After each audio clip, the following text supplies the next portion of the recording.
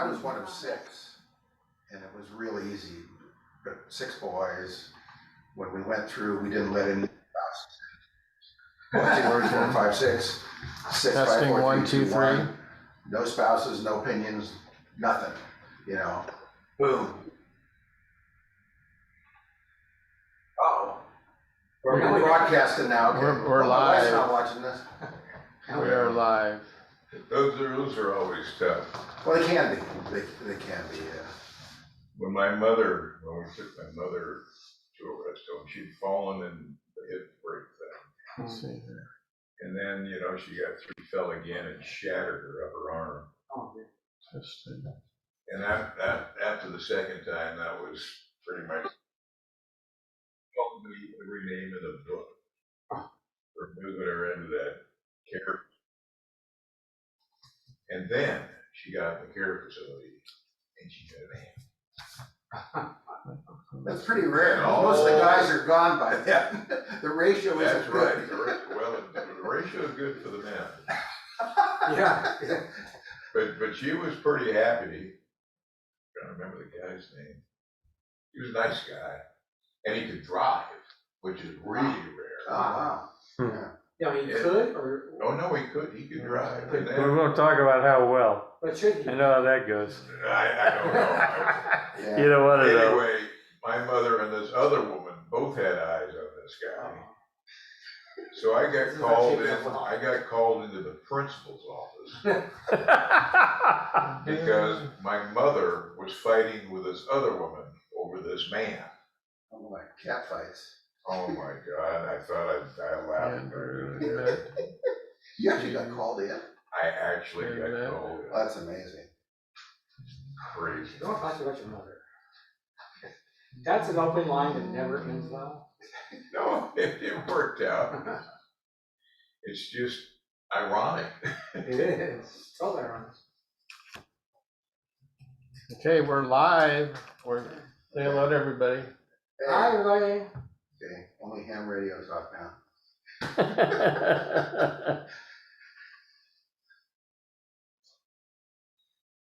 So yeah, I sold about $350, $400 worth of stuff You did good. and spent $10. Yes. So We call it's that a not great bad. return on investment. Yeah, I did a total key count because I haven't counted all my bugs and paddles and straight keys in a number of years. And at one time I had 91 of them. Oh my God. But I've been selling them off the last few years. I'm at 51 right now. Oh, you did good. So You the wife's didn't proud of me hurt there. by half. Yeah. There's hope for you. Oh, well, yeah. At one count, I had 12. Yeah. Tektronix oscilloscopes. Oh, wow. Okay. Art, can you hear everybody talking okay? Okay, good. And I'm down to, I think 7. Are you over? Do you want to know? I used to get the biggest kick out of those. I go down to Silicon Valley, Oh, yeah, that's where I got mine. and when I find them, typically I wanted the ones that were broken. I had a lot more fun with that. I'd fix them.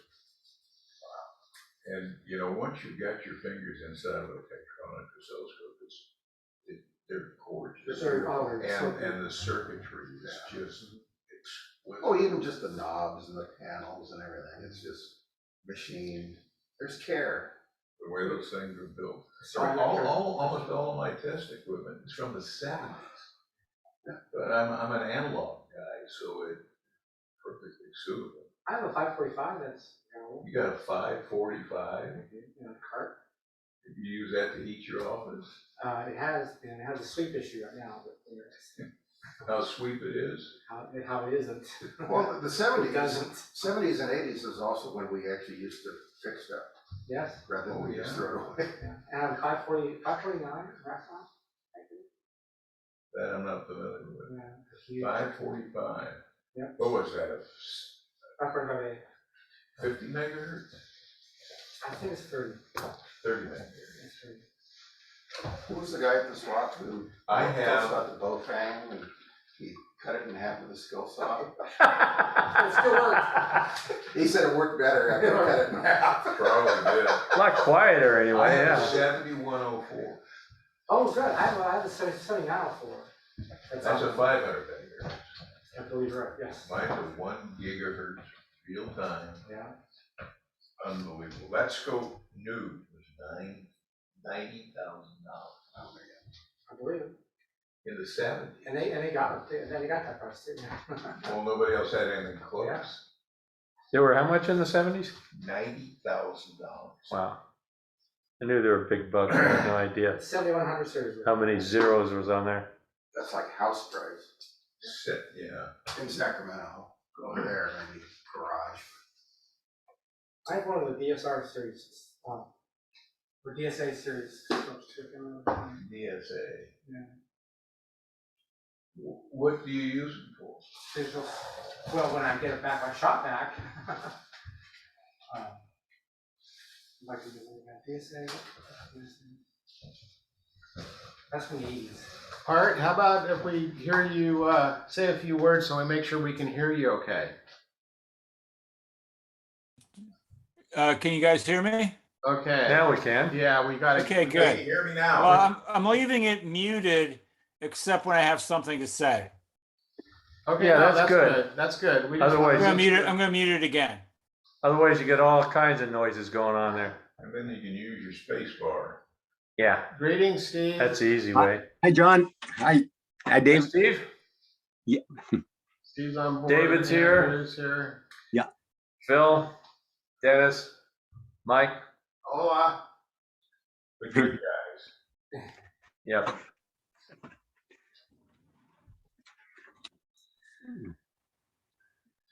No Chris tonight, huh? No, I think he had a date. Ah, gotcha. Good for him. At least that's a rumor I'm going to start. Yeah. It must be an awful something. He had a better offer, apparently. Right. That's not hard to do.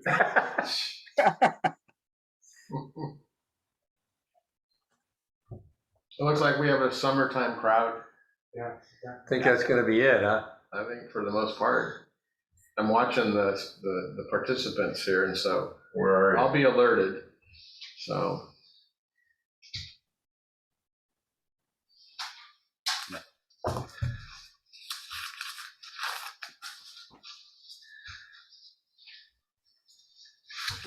All right, well, we'll start by talking about field day.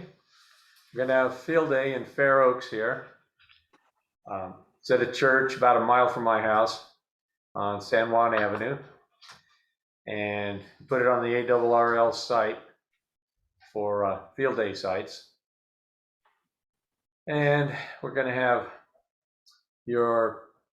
David's hex beam Ooh. Nice. and probably an infed for everything else. Your hex beam's what? 6 to 20 meters. 6 to 20 meters. Yeah, and I had the hex beam, had a hex beam antenna up many years ago. And I really got a kick out of it for 20 meters. And I had a rotor, but I never really used it because I just kept it pointing east for the most part. So whether or not we use a rotor or not, I may use the rotor just because it's kind of part of the assemblage that I've got. Whatever's easy to. Yeah, it Yeah, may what kind of put up. mast? Yeah, how high are you? So I've got the MFJ tripod that's 7.5 foot extended. And then with the rotor and another mast section, I get another couple feet. And so it works out to be about, I want to say just about 10 feet. And then you can guy it, and it's just real simple. I mean, that's like a super easy, one person can put that together. I can go higher with it, but I would need to rig up, maybe 2 10-foot sections or 10 and a 15-foot section for the mast. So that's still to be determined. So you don't need the bucket of sand or concrete that we're Well, talking about. that's another 50 approach. gallon drum. No, that's another approach to take, and I've done that where I would take a TV mast, like a 25-foot telescopic mast, and I would connect this whole setup with the rotor and stick the bottom of the mast in the Home Depot bucket with the PVC pipe coming up, just about 3 foot. And I would have it at an angle. I'd have like a ladder holding up the whole mast. And then I could just tilt it up and then guy it. And if you do that, you can get it higher than the little MFJ. So I can do either one of those. I would need to make another bucket though, because I'm using the buckets that I've got right now. And so we could get it up higher. I mean, it worked. I used it primarily at about 18 feet, 15 to 18 foot high. And it seemed to really make a difference. You don't ever want to operate 40 meters on it according to the instructions. So that would be my only caution. I was going to make a little sign if anyone's operating that antenna, not to operate 40 change meters. antennas. Yeah, change antennas for that one. Yeah, never a good idea to go lower than the lowest frequency amount of wire you got there. Yeah, And then I don't think you'd hurt the antenna as much as you'd hurt the rig. Right. Yeah. Nasty voltage. Yeah, it's a simple antenna. It's an NA4RR design based on the K3 KIO. I forget. There's another design. There's several of them that are One of the original ones. and it's just real. It's lightweight. It's fiberglass, and it's portable. And since I don't have the privilege of having it up at my house where I'm at now, I'm planning to use it portable. So I kind of thought, oh, this will be a good experiment. I've put it together a couple times by myself. In fact, I did it by myself all the way up to like 18 foot. Wow. Because it's manageable and it doesn't weigh that much. It's just the mass of it, but it's not necessarily heavy. Hard to get your arms around it. Yeah, it's awkward. Yeah, if you only have a 5-gallon bucket, you gotta definitely have good guys all the time on it. Now, It's not gonna hold up by itself. And those are all 2 elements. It's basically 2 elements on rubber band. Yeah, basically. Yeah. so we're on asphalt. Yeah, or dirt. We have some dirt there too. I was just wondering about the guys. I mean, if we're on asphalt, that church uses. That's doesn't true. like- Now I did find a good tree that's shady most of the day. Makes shade most of the day. And we'll have some pop-ups also. We may have to bring some like sandbag type things for the guys. If we're on the asphalt. Yeah, well, the antenna doesn't have to be right at the site. It can be over a ways into the dirt. Or we could Then pound we could some. guy it. Yeah. What are you gonna do for 40? Or are you gonna do 40? Either the infed or the dipole. Infed amounts to about the same thing as a dipole with the right onion on it. And the tuner, and in this location, I think the infed will be easier. Just the way things are that we have to tie to. We'll tie to some light poles. Some light poles and maybe a T on one end. I put together a 40-meter vertical, that vertical open ring design, the one I showed, but I did it on 40. And to do that, I bought one of those 18-foot buddy masts, telescopic mast, and I took the buddy stick, the 8-foot piece of buddy stick, and I machined a fitting so that I could stick it on the end of it, so that's 26 feet, which of course is shorter resonance. Small loading coil and a hairpin match, and then you go out 8 feet, up 5 and out 8 and out 8. That's the ring, the counterpoise, if you will. Actually forms a dipole. Took it over to Carmichael or to Phoenix Park. Fired it up in that windstorm we had a couple of weeks back. God, you could barely hear anything. It was but we had no trouble checking in on that noontime net. Talked to a guy over in Reno, 10 watts. And so I got to thinking about it. And I took my existing pair of phase verticals and I took the phasing out and I took one of those elements and I loaded it so it resonates down at 6.88 megahertz, and I made a vertical beam out of it. So the next morning, about 5 o'clock in the morning, I did a reverse beacon network test. Australia reported me on 40 meters. I couldn't believe it. So we're going to do 2 of those buddy mast verticals and use it as a vertical beam. I mean, it takes 5 minutes to set one up. How far apart for that? In this case, mine, I had a quarter wavelength apart. This one I'm going to set about 12, 13 feet apart, which is about 1/10 of a wavelength. Yeah. About optimal. And of course, the feed point impedance will drop a little bit. We can adjust that with a hairpin. I think it might be pretty good. I'm really interested in something like that I can put up in my backyard. I just did it on my fence line. Yeah.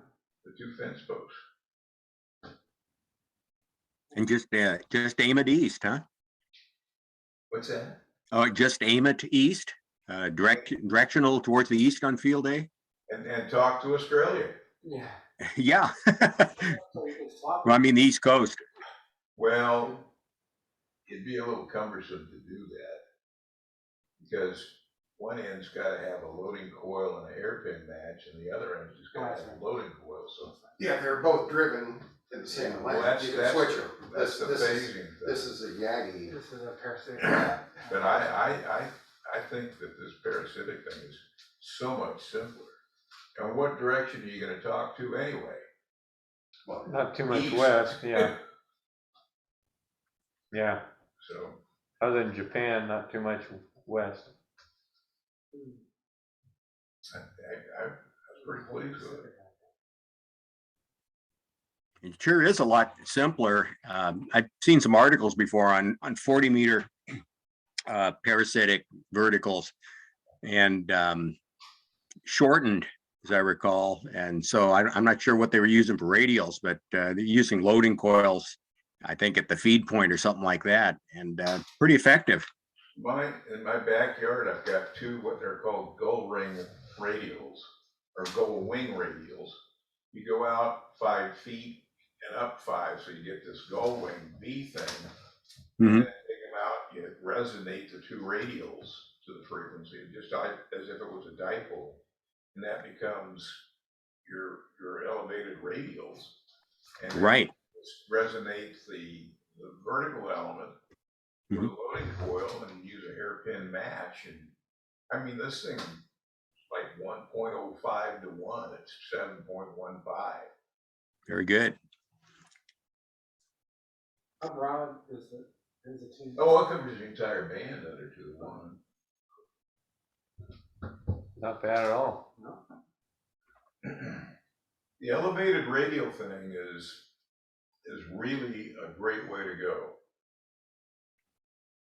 Very efficient. Yeah. But you only need 2. Yeah. 2 works as well as 8 of those buried or on the ground radials. So why not? How raised are they? They're at the rail height on a fence, so it's about 5 feet. About 5, 6 feet. Yeah, it's kind I of, used one elevated radial on my 630 antenna, and it's 500 feet long. It's wrapped around the fence around the property, and then the 630 antenna is fed at it's 50 feet tall, and it's kind of it's just an inverted L basically. I use it on 160 also, switchable at the base, and but that 500-foot radial, just elevated radial, 6 feet along the fence around the back of the property, it just makes tuning real easy, and it's kind of incredible. That radial really does it. Yeah. How big is your property? You know, it's a 1/4 acre. So I got right behind me here, I got 130 feet where it runs. And so it's basically a 1/4 acre. So I can run things around the perimeter except for the front. Of course, there's no fence around the front, but so quarter acre is a pretty big piece of neighborhood anymore. That's a lot of dirt. Yeah, Yeah, for 40-year-old home. yeah, well, this is a But- third of an acre third of an acre minus 2 pieces of road. Wow. But I've compared, I've got also 30 75-foot radials under the house in a 180-degree arc, and I've made comparisons on 630 and 160 with those on-ground radials and versus that elevated radial, and that elevated radial does a lot better. Are That you one familiar elevated with radial. Tom Schiller? No, what's his call? You're in 6BT, yeah. He's all over that elevated radial thing. He swears by it. And As long as it doesn't clothesline people and stuff like that, that's kind Right. of a drawback. They're right at neck level. well, it depends upon who the people are. Yeah. Okay. I mean, think about it. I know you. There's one or two people you'd like to see clothesline. Anybody that likes to work on cars at night. Oh, man, yeah. I've already forgotten about it though.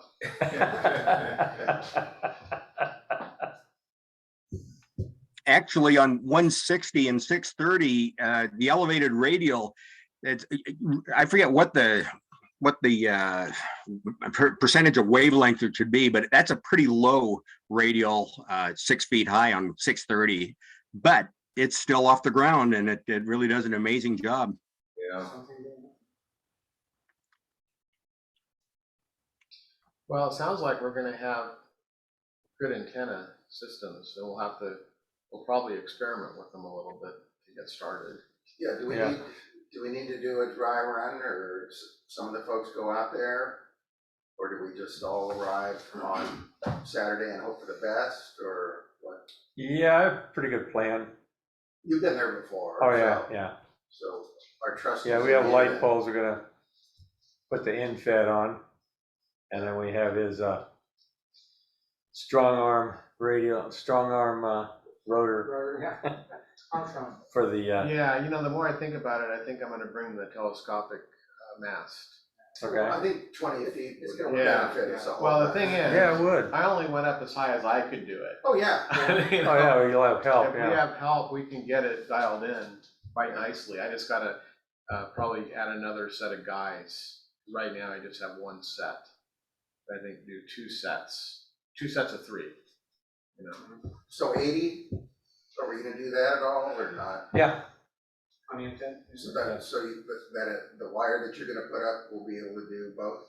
wire I put up will do 160 and above, just in case we want to do 160.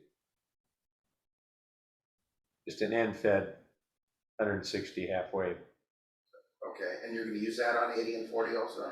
Yeah. Just with a tuner? Yeah. And then I'm none, of course, because it'll be end fed. Did I read somewhere recently that the power limit for every class on field day this year is 100 watts? I think I read that too, yeah. Yeah, interesting. That is new, isn't it? I think they're Yeah, that kind of, this radiation to the human body thing. You mean with You a think that's why? 10 feet over our head, you worry about that? Well, I'm not worried about it. We're a tinfoil Yeah, cap. you're gonna be at the VFW a few miles away. But, I'm just it gonna might, I'm gonna go home and watch the golf match. I was just gonna say, at 100 watts, 24. isn't it a little bit unrealistic to have field day and have all these people on, photovoltaic cells and wind generation and stuff like that? And then you have some people on, 1,500 watts, with an amplifier. It kind of defeats the point, don't you? It does, Maybe yeah. that's why they're doing it. Yeah. A little bit of an equalizer sounds good to me. Yeah. Yeah. Yeah. Especially on CW. And there is no other mode, so. I guess 100-watt sideband, it's probably a bit of a challenge. So rigs, what are we gonna use for rigs and tables and all that kind of stuff? Well, I can bring my FT 450, or if anybody wants to bring something else, that's fine too. So one rig, which I think, Yeah, one's enough. unless we need a backup or something.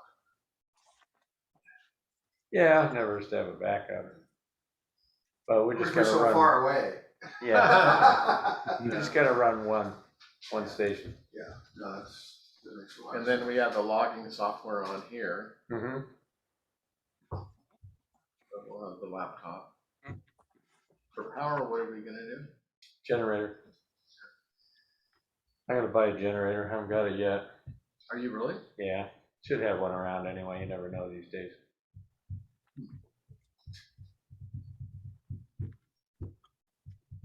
It's either one that or rent one. By the time you rent one 2 or 3 times, you might as well buy one. It's absolutely fact. Yep. Did you already order it? Or- No. Now, in the past, we've used a battery. Well, the first 5 years or so, I had these humongous cell site batteries. That 2 of those ran 24 hours without changing them out. But those eventually died, so I don't have those anymore. But that was a sweet setup. Except it took 3 men and a boy to unload them. Yeah, the back isn't as strong as 20 years ago. And then there's the hernia surgery. Yeah. I took it down onto a hand truck and then wheeled it around. But they were sweet. But nothing lasts forever. Tables, chairs, Yeah, pop-ups, I'm gonna all have, that kind of yeah. stuff. I'm gonna get 3 tables, 2 or 3 pop-ups. And we have the tree, which is shaded most of the day. Oh, so we'll be in the shade? Yeah. Oh, nice. So is this member supplied or is the church helping out or what? It sounds like you're doing everything yourself. I wanna make. sure that Oh, you're okay, not. well, I'm just gonna borrow the tables from the church, and the Okay. pop-ups. Okay. From the church, and I have keys to it, so we use the restroom, so we don't have that Convenient problem. then. No, that's great, thank you. And, Simplifies things. yeah. But we're just gonna go from 11 to 11. Not gonna go all night. It's usually 2 or 3 people anyway, is all it's all night. And those 2 or 3 people get Getting burned out. really burned out, yeah. So, just gotta go to 11, try that. For this time, I think that's wise. start out on the higher bands and go to the lower bands as Do we have a needed. count of people or anything? I missed the net, so I don't know whether this was discussed at the net or not, so. Okay, well, this is a good time. Apologize if I'm repeating. Let's see, Kevin in Bishop said he was coming. Advisors. I talked to him on Bug Roundup Day. Yeah, And, I plan on coming. okay, so I'll make a list right now.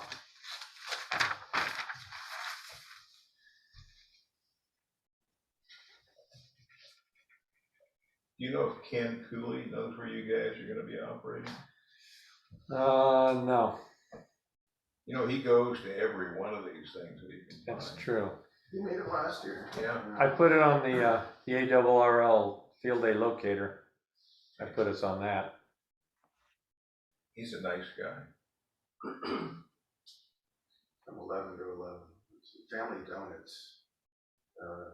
It's about 3 blocks away. Yeah. So I'm thinking I can come at 11 in the morning and help set up. And then probably leave in the afternoon and come back at, Well, we're gonna start operating at 11. oh, I see, well, whatever time you need to So help set up. probably about 8, we're gonna Yeah, it should be we're gonna set later up. than that. There's Yeah. this thing called the sun. Yeah. Mhm. Yeah, so I can come at 8, help set up if you want, Okay, good. then take off. And come back about, Yeah, a lot of people come and go, and that's fine. You know, stay for the whole thing. Food plan? Lasagna for dinner, hot dogs on demand. That's pretty much it. Hot dogs on demand, I Yeah. like that. Lasagna, For when you said? people get hot. What's that? Did you say lasagna? Lasagna, yeah. Lasagna.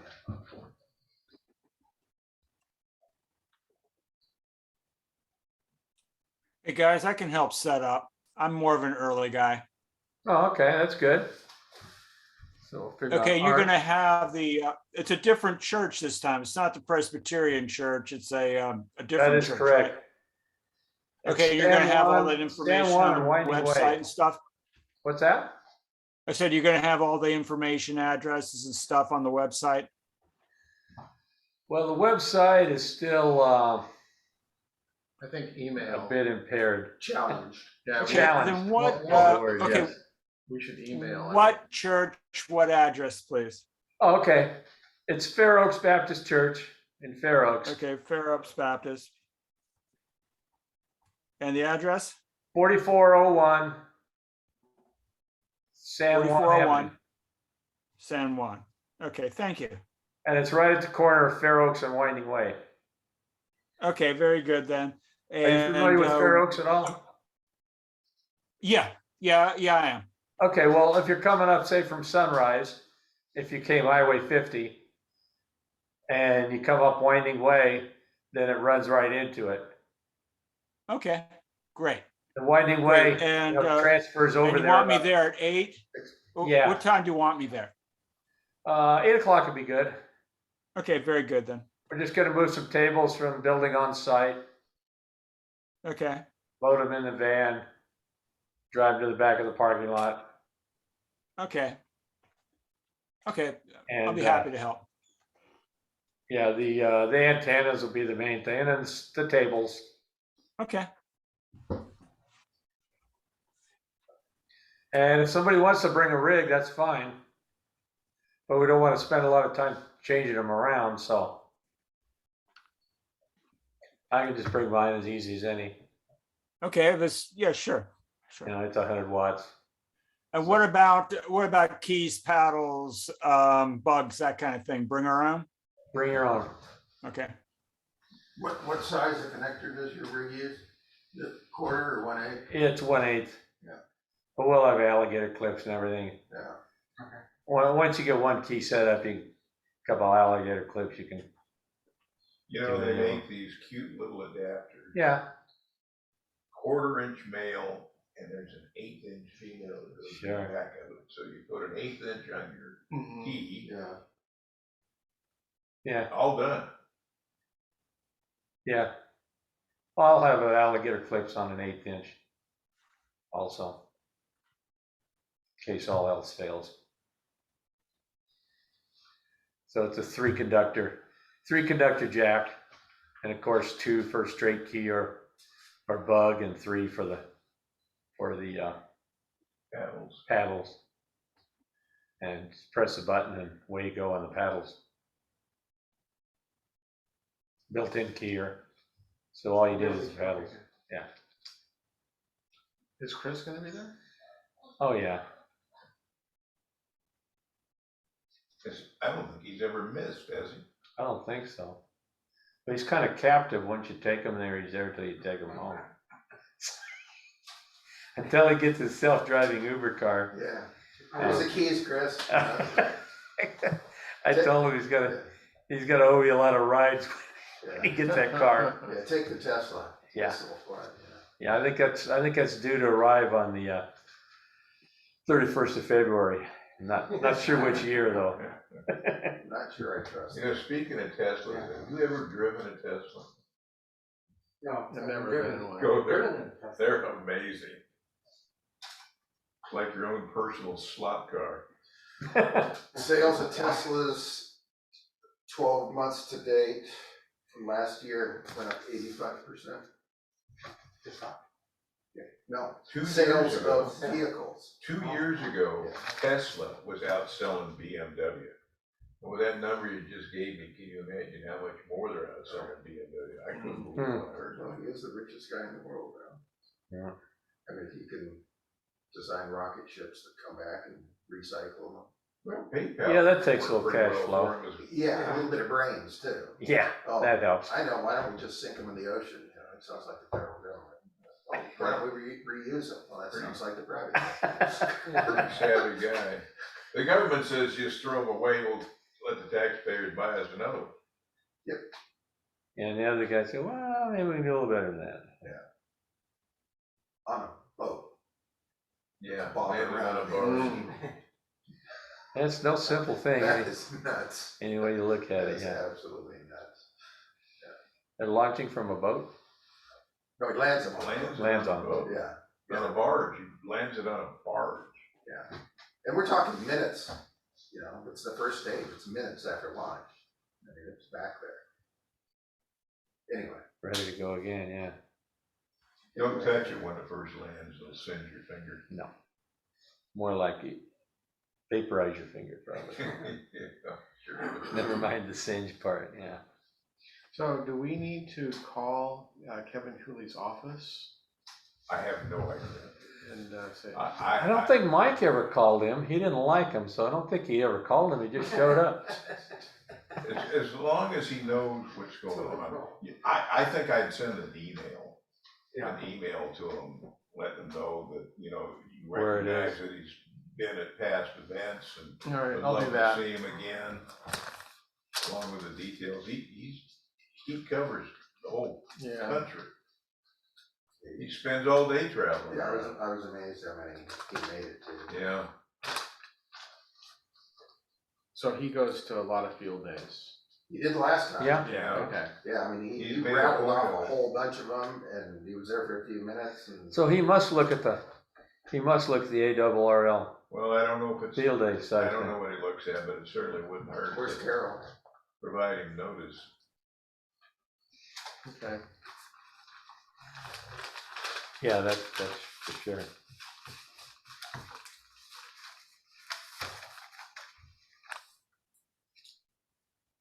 Well, taking out the overnight makes it a lot simpler, you know, in terms of the setup and everything. So, Yeah. You know, Yeah, we'll just start packing it up. if we forget something, we just run back home, grab it and go. Sure. So, Don't plan on forgetting anything. something like that. No, I don't want to. But it is 5 minutes away, so. Yeah. Yeah, the hex beam is gonna be fun to see what happens. Yeah. So the story on that, just give a little more background on that. So I was so excited about putting that together, and so this was back in 2015, I think it was, and or no, 2016. And so I set this thing up, and it was in an HOA, so I had to go stealth. So I painted it black. Everything was black except for the wires are green, and so they would stand out. Oh, like It a is. tree. Yeah, in a way. Yeah. Olive drab. Yeah. It's So like a anyways, cell site tree, yeah. I set the thing up in the backyard, and the roof line where I was at the time was high enough to hide it from the street, from I the think I front of the saw house. images, I think you had images of that. Yeah, I did. It's on my, it's on my QRZ page. There's a picture of it on Yeah. QRZ. So, but I was fascinated at how it worked, because the only other antenna I had operating was a end-fed wire, and it was I forget if it was 65 feet maybe, or 60 something foot end-fed wire. And it just was a big difference between the hex beam and the end-fed wire. And I didn't really do much with the wire other than the local stuff, you know. So I took it down, and I'd gotten married subsequent, and my wife was, okay, you can go ahead and put it up, you know. Did you tell her it was a clothesline? No, she'd seen it. She saw the thing, you know. So She had some idea what she was getting yeah, into. she huh? had an idea, but then she changed her mind. Yeah. can you- Really, can what you a change in believe her that? mind. She changed her mind. Unbelievable. Too much information. Anyway, so I was going, First time I ever oh, heard of that. man. So I said, all right, well, Right. So anyway, after I had all that angst, I finally figured, well, if I'm not gonna use it, I don't wanna keep having to go move this thing around in the garage. And so I sold it.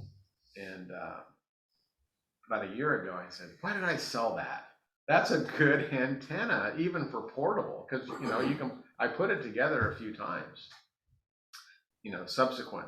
So anyways, I sold it, and then I called Bill up, the guy in wherever it was, somewhere in the middle of the country, NA4RR. I said, hey, I want to buy another one of those antennas. So he sent me the antenna, and I've had it for probably 9 months.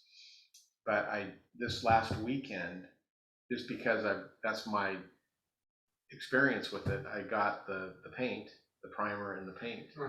And so I painted it. I got the primer on it, which is actually, they recommend anyways. It's fiberglass. It's fiberglass. Yeah, And so they said, especially if you're gonna have it up, and I'm not, but if you are gonna have it up, they recommend that you put a nice coat of paint for fiberglass.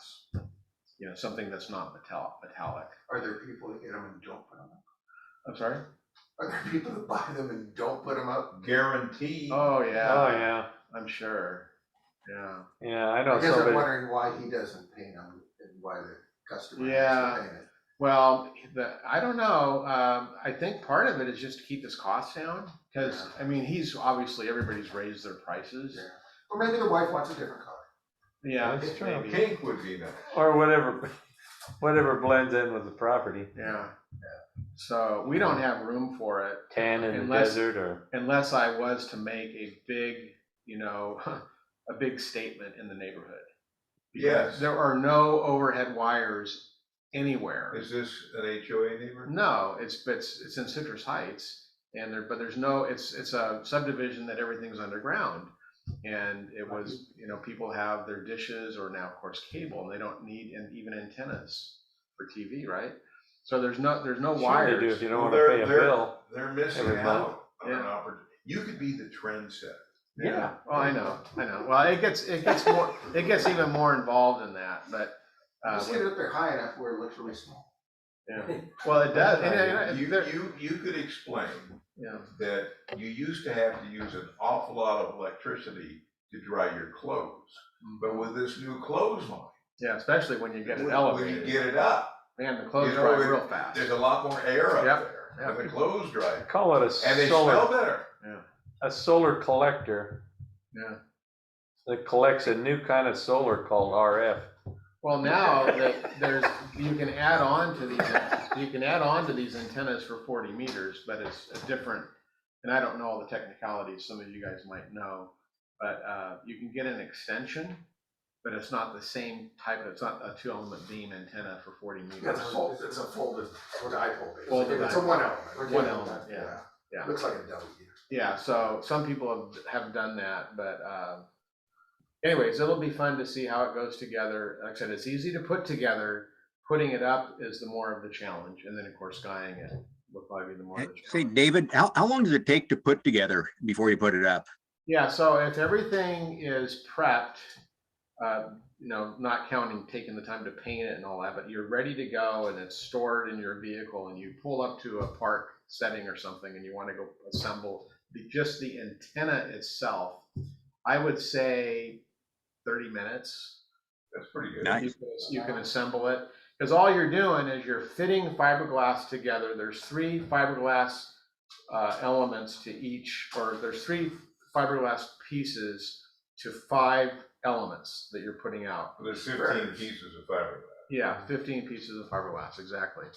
And so you assemble that, and then you run your wire for each of the bands, and then there's some support line that you have that keeps it all together.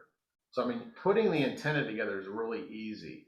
Then setting that antenna on the mast, depending on what that is going to be, that could take, for one person, it might take another half an hour. I would budget, for me, if I was just to go set up, I would just arrive at the location, give myself at least an hour, and I'd have it up. And then, of course, you gotta take it down. It's not too bad. Some of us helping, we're probably looking at 2 hours. Yeah, when you get more guys involved, it'll definitely take longer, but we're gonna get there. That's why we're getting there at 8 o'clock. You're right. You know, You're right. somebody's gonna probably wanna set it up, the other way, they don't want it. You forgot the allowance for supervisors. Supervisors. Yeah. Yeah.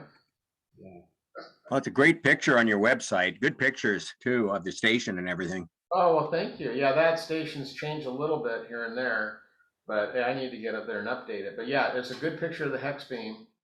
And Right. that's what we're gonna try to do at field day. But those are great antennas. It should work out, So do we need a bucket or not? You got the truck? Yeah, we'll want a bucket, because that's what I did. Will a sand bucket work or does it have to be concrete? I would go the concrete.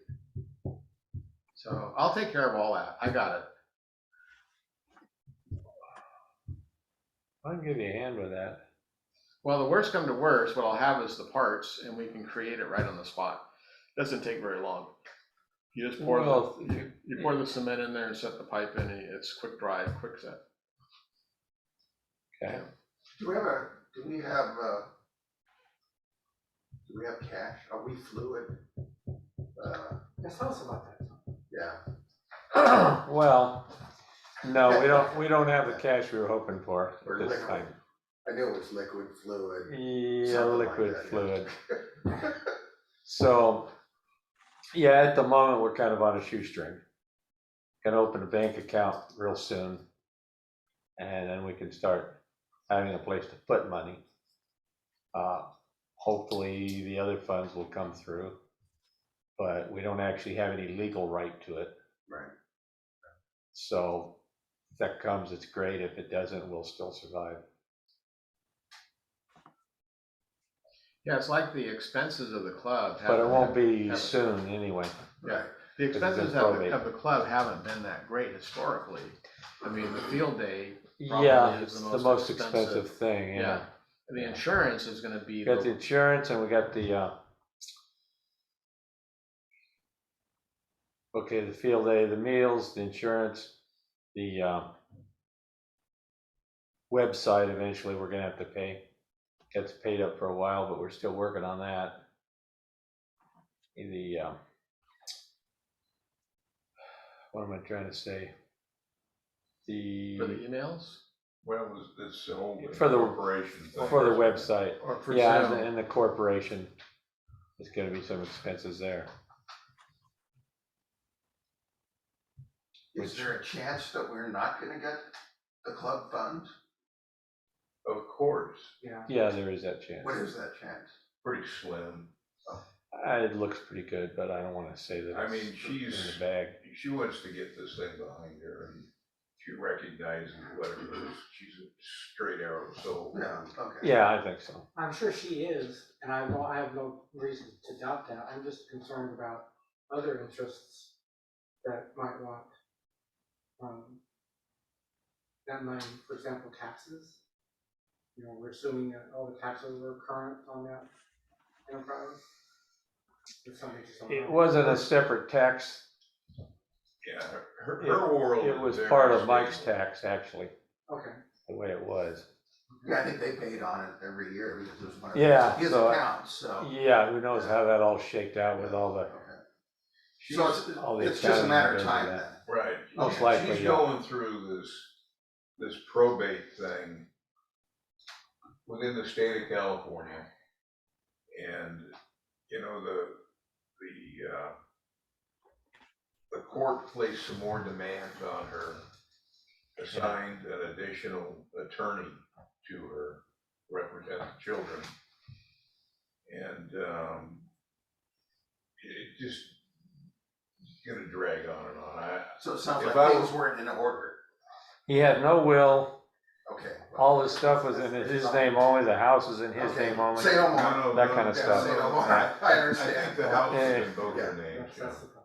Well, good, Yeah. I hope you're right. But it, Oh, sorry. But anyway, yeah, it's a year to it's a get bit of a through. mess. Probate Yeah. in a normal Hey. case.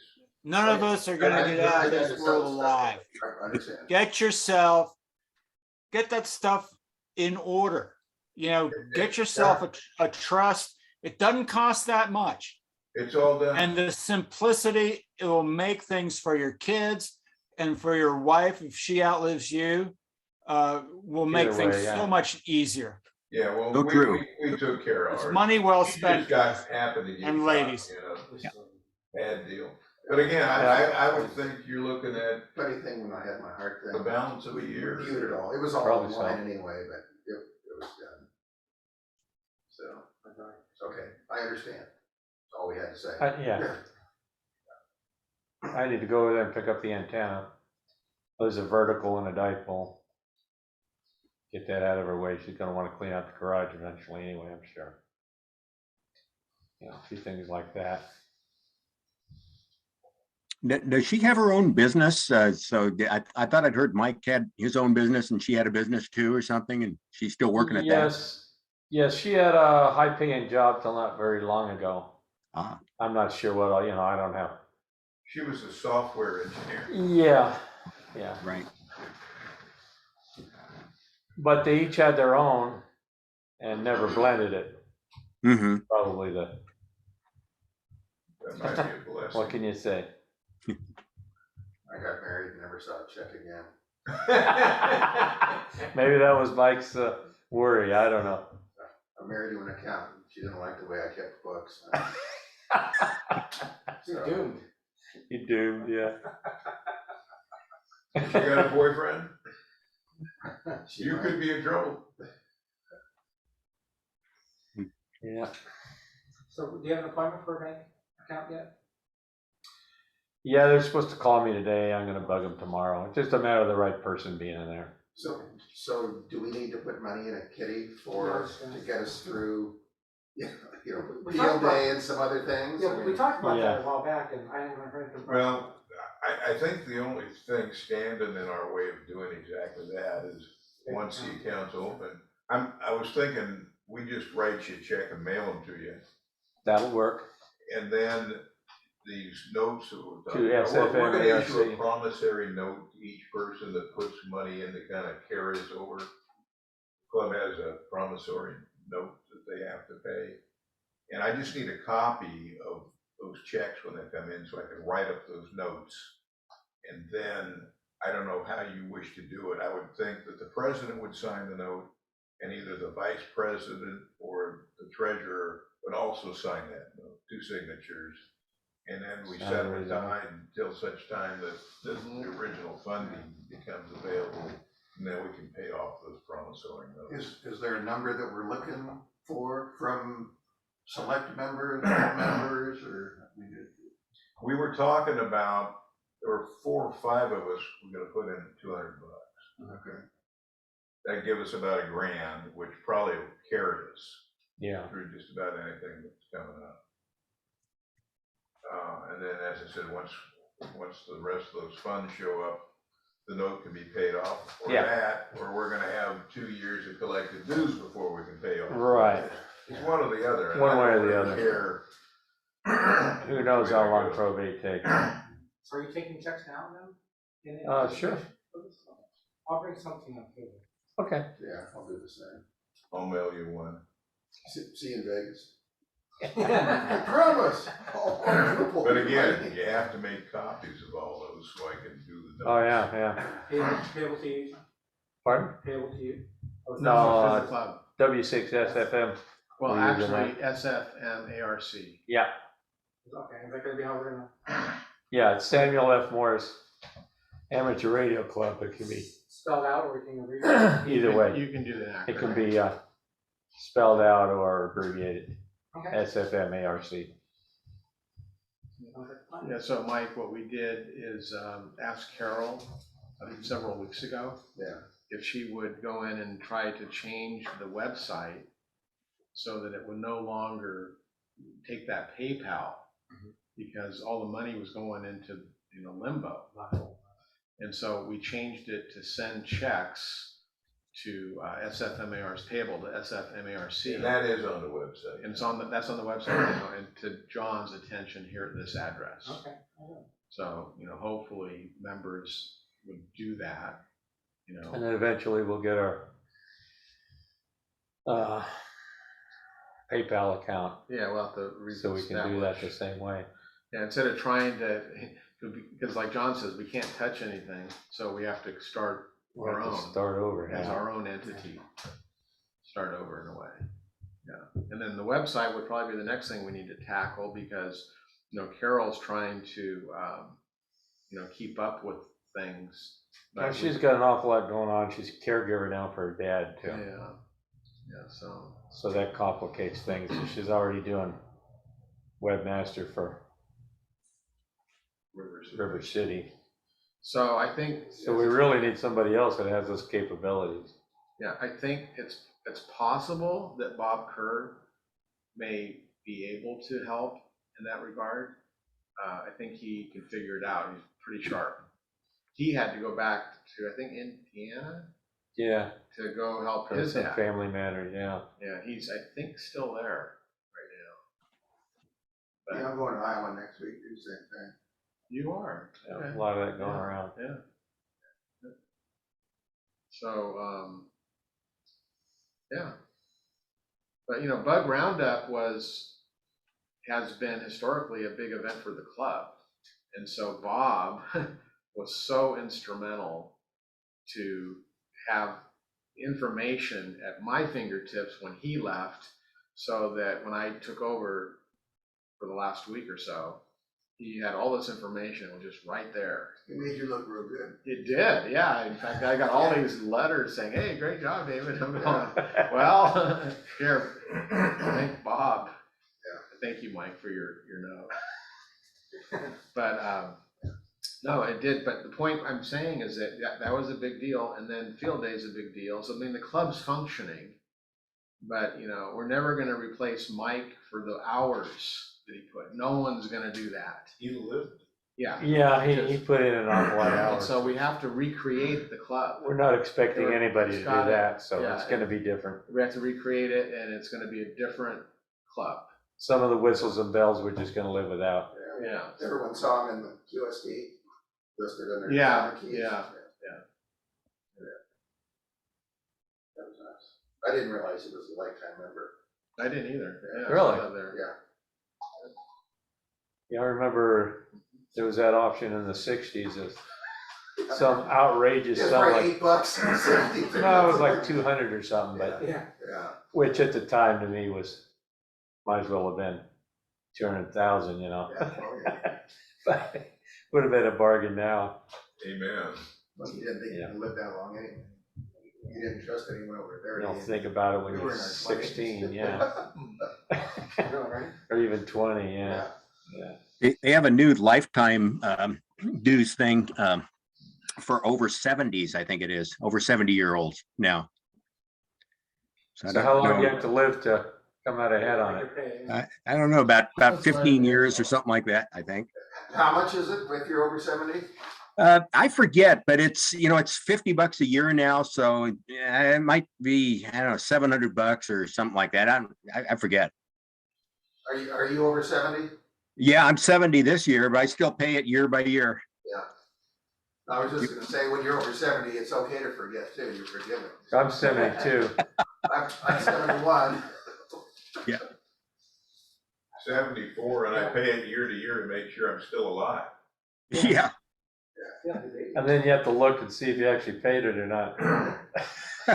I've done that before. Was Yeah, that this year or what's was that oral? last year? What Yeah. is oral anyway? Yeah. What What the hell was that? What was that? Yeah, they all run together now. But did we bring any show and tell? I did, No show and tell. I did. Ooh. Good, No. good. It's debatable how it relates to ham radio, but I got it at the swap. Well, that's, It was love at first sight, and it's a switch. Huh. It's an interesting switch. all right. Well, let's pass around the goodies at the same time that Yeah, Mike brought. you have to be careful with a switch because it contains a glass vial with mercury Oh, I love it. Ooh. in it. You saw it. I did. Is it mercoid? It is. Yeah, mercoid was very big on, yeah. Was that the brand? Is it a tilt switch, a pressure switch? Tilt. Yeah. Just to You see know, what for you're missing, years, everybody on the, The CHP, Online the here. spotlights they had upside their car, Yeah. Good. there was a mercury switch inside of them. Was it really? And the only time that spotlight would go on is when it was Turned it the over. handle and the switch made it. I never. And those switches Really? were sold by a company called Micro Switch. Yeah. I don't think they were mercury switches though. They were mercury switches that Micro Switch sold. I was at a I seminar remember seeing with, that red light shining against the hood on the cage. And I won't tell you why I know about that, but but honest to God. Yeah. Oh, you're doing the cooking Hey, thing. don't Yeah. mix the mercury with the cookies, please. Otherwise your Yeah, you bones will break. I've lost enough IQ points I'm to gonna be get this. that back to you. Yeah, mercury. So I know they don't, I know the switches went Wow, that away is cool. by the early 80s. Oh, yeah, the contamination. When did they go away? And the same a company. micro switch is not necessarily a mercury switch. No, I know, right? No, but But that Micro was the Switch brand, huh? themselves sold mercury switches. You move the lever so you can see the So they weren't mercury. just a micro switch that turned when they No, turned it? no, it It was was a the mercury active. switch. And there was a company Right. called Mercoid as well. That's why if you get chased uphill, the red light would go out. They only had that one red light in those days. Mercoid also Right. built mercury wetted relays. Yeah. And they use those. Anybody for coffee? heating yeah, I'll go for a cup. Decaf, please. So this is like a museum. Yeah, piece. coffee It is. Yeah. Well, my ham shack is A museum. a museum. It is a perfect museum. So when did those switches It go really away? is. Do you remember? You Oh, know, God, it's gotta be 30 years ago. What, these things? Hey, the mercury switch? on the safety system. Well, I was at a seminar put on by Micro Switch. Let me see if I can figure out when So that the was. president can That see would it. have been. That would have been. See, it can be a telegraph key.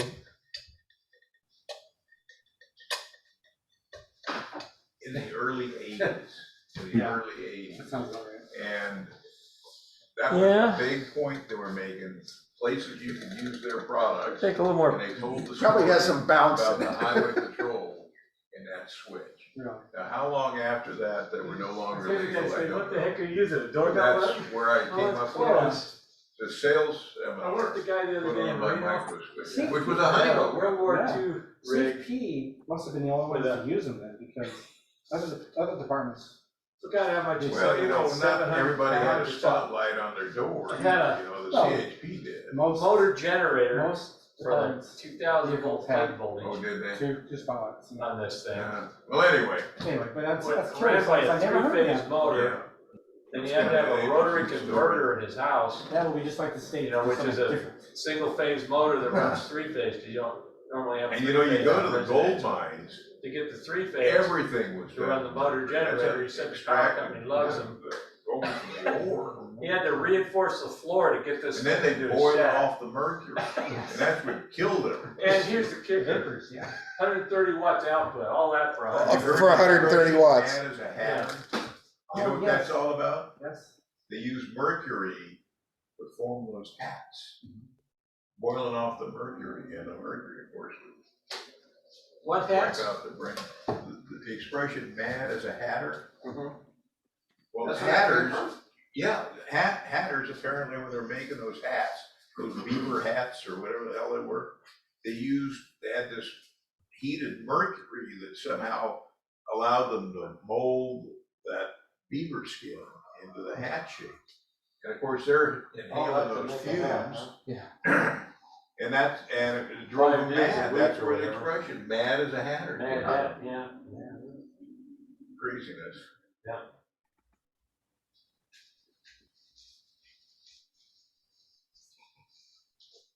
Did you bake these yourself, Mike? No, I took a vacation from baking. Oh. Bel What Air would you like? Bakery. Bakery. Bell Air Oh, Bakery. wow. Yeah, well, They deserve the credit this time. medium Oh, roast good. and heavy duty roast. I earned a vacation. Medium roast. I baked the last 3 times. Well, you've done a fine job.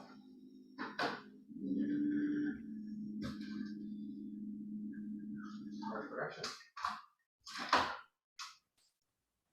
It gives a lot of choices that way. So but we're a non-denominational club.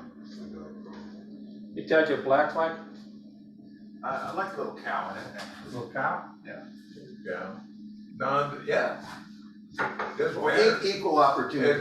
Yeah, We're long- Presbyterian, we're Baptist, we're, you know. as long as there's real estate and tables and chairs. There you go. Thank you, sir. Yep.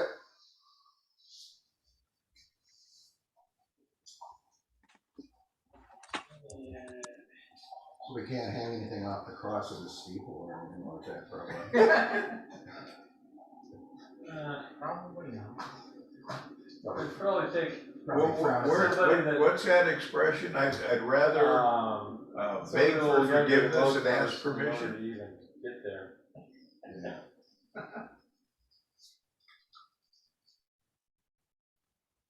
And here's your sugar and et cetera. Phil, I think that expression is, I'd rather ask for forgiveness than ask for permission. Yep. Yes, I'm in total agreement. It's a lot been easier. my life story. Rather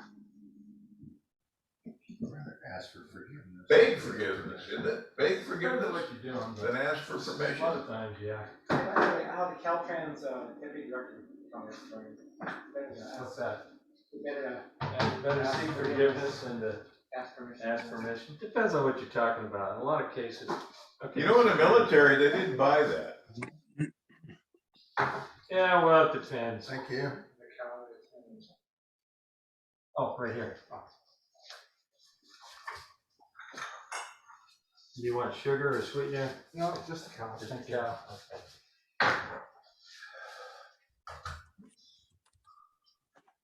My favorite story on that is, you know, according to the Army, there's only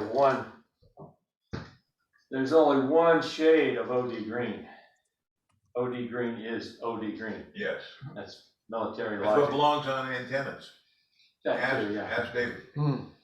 So the colonel was coming, so they had this one guy go around with spray cans and spot paint where the rust parts were on some of the Yeah, right. trailers we had. It was a mobile outfit that never moved in Korea, but anyway. So this one guy given the task to do that was writing peace signs on the side of these trailers. Nothing ever happened. If they'd admitted that there was anything to see there, they'd have to admit that there was more than one shade of OD green.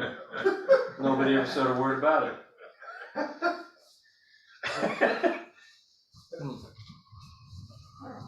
I see nothing. Okay, Coffee? No coffee for me. Coffee? who else wants coffee? I do. Okay. I am all. You want hair on your chest or medium roast or decaf? Hair on my chest. Hair on your chest. You want to be able to chew your coffee? You're gonna be a bear, be a grizzly. That's it. What's that? Oh, right here. I missed it. That was looking for him too. Had it been a snake. I know, yes, thank you, Phil.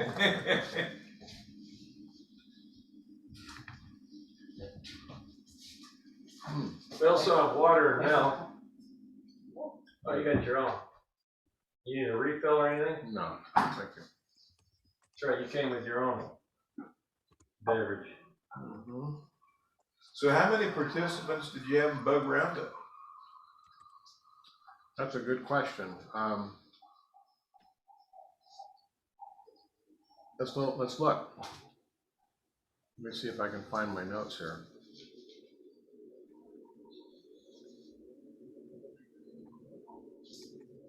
Let's see here. See, I worked 4 hours and probably averaged 2.5 contacts per hour, maybe. Really? Something like that. All mine were like 1 hour QSOs. Wow. Long conversations. It's not a high pressure contest, but it's not supposed to be. Yeah, it's not really a contest. I You used, take a black? I used 4 Yes. bugs. 4? There you go. I didn't realize you had that many fists. 107, 107 years apart from manufacturer. Oh, really? From the oldest. Well, to mine the said, newest. you have, how many do you have altogether? I have 21 bugs. Yeah. A total of 51 keys, paddles. I'm gonna give this back to you. Oh, Yeah. okay. Yes, 21 bugs, 21 straight keys, and I think maybe 11 or 12 single level lever paddles. We had 54 registrants. That's pretty good. How's it been in years past? Is that pretty much the norm? Let's look. Anybody else for cookies? Just grab one, thank you. You ask questions. Not bad, mine, thank you. Bob Kerr has the information at my fingertips. And All right. Perfect. We go back, according to this record here. What year was this? This must have been one that he edited. So that's 1 year, 2 year.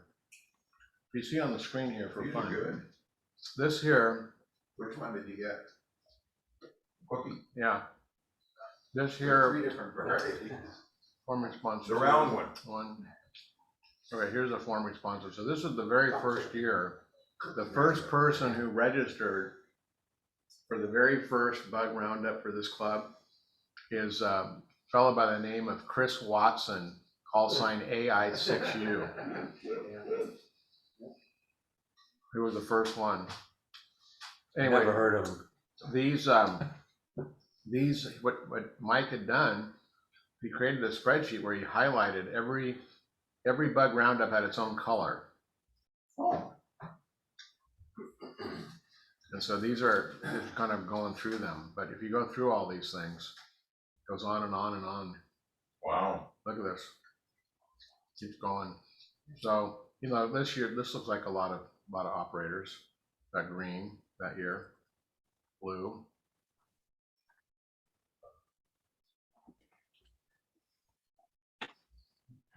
Gentlemen, I have to wind things down. Take care and thanks for everything. I'll see you on field day. All right, Art. Thank you. Okay, all right. We'll get an email out to everybody too with the address of Okay, field day. thank you. See you in a few weeks. So let's see. Couple of weeks, yeah. Going back here to this list here. Great for cool weather.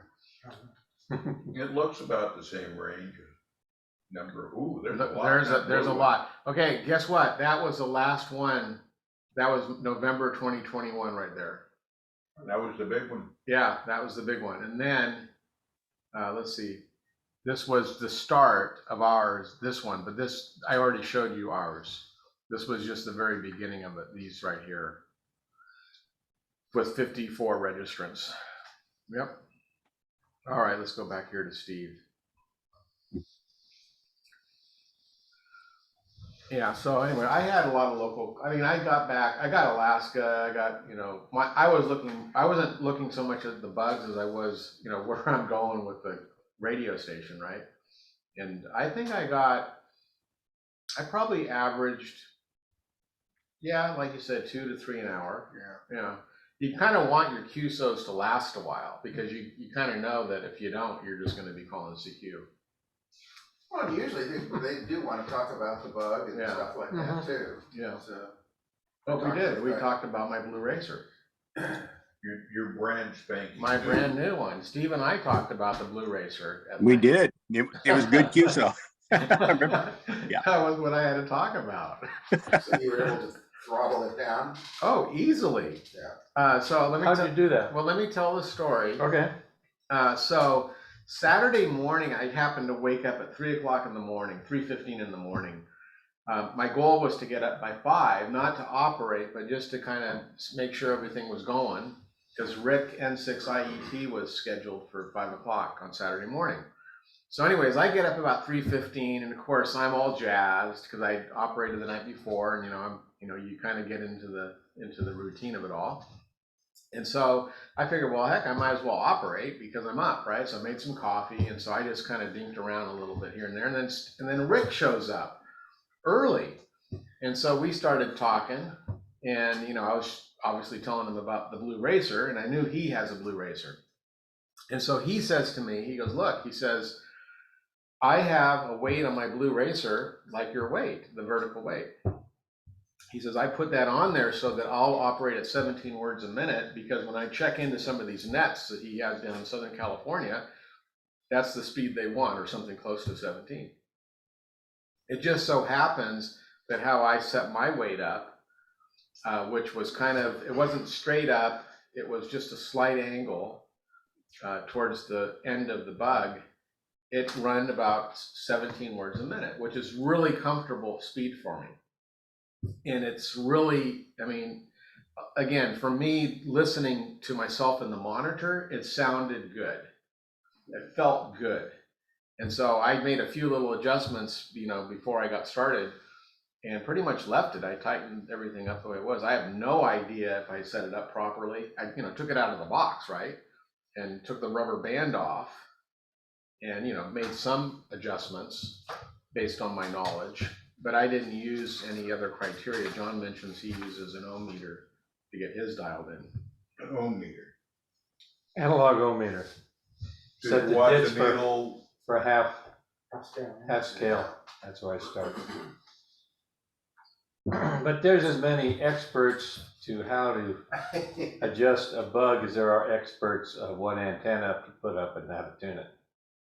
Just about the same amount, yeah. Really? Yeah. Oh yeah. Oh yeah. The bug group, you get 6 pages of the email sometimes. That's just the listing is 6 pages of how many ditches should be before it runs out. Things like that. Oh, yeah. Well, it's how They go hard on and you on about slam it against the stop, isn't it? Well, it eventually dampens out, So yeah, there's quite a bit of discussion, and there's some artificial. I think Viroplex has an official adjustment That's what I read. on their website too. Well, I imagine they got a QC thing, when it comes off the floor, it needs to do this, this, this, this, and this. I would hope so. I don't think it does. Well, apparently they do. Yours works good. Yeah, as far as I can tell. I mean, Oh, it sounded good there, David. Yeah, it sounded great on the air. Yeah. So thank you, Steve. And so, yeah, I'm really happy with it. I bought a used original standard, and it was made in Mobile, Alabama, and I don't know the year of it. And so John, who our club member of ours, asked if he could borrow anybody's bug. And so I said, sure, I'll lend you mine, which is my only bug. And so then I thought, well, I need a bug. So I talked to John. I go, John, I said, I've been thinking about getting a bug. And there's, you go on eBay or whatever, and you see these bugs or QRZ, QTH. And I said, I don't know if I should buy a new bug or a used bug. And I said, I'm thinking about getting a blue racer. And I was a little bit apprehensive because, I don't send fast. I don't want to send fast because I can't copy fast. So Good idea not to send fast then. there you go. So John says, heck, he says, and I found there was a blue racer available in Sacramento's HRO store. Actually, they had 2 of them. So I said, all right, well, I think I have a reason now to go buy a bug, and I'm going to spend almost the same amount of money buying a used one, and I don't even know what I'm doing when I buy a used Plus one. the freight. Well, yeah, you have to get it shipped. So anyway, I go to HRO, and I, asked if I could open up the box to check the bug out, the blue racer. So I open up the box, and it's a beautiful bug, and it's got the little red. I call it an LED light. It's not, that little It's a jewel, jewel the movement. little jewel. Yeah. So Which it isn't, but that's what they call it. they call it that. So I said to Tim over there at HR, I go, Tim, I said, the LED's not on this bug. It was missing. And so I said, this isn't going to work for me. I need to have that on there, And so I said, do you mind if I open up the other box? He goes, sure. So I opened up the other box, and it was on there. Really? And so I ended up getting the one that had it, but I did find the other one. It was in the box. It had fallen off. Oh, yeah. And so I discovered that it doesn't really have a purpose other than it's a It cosmetic. It covers the hole.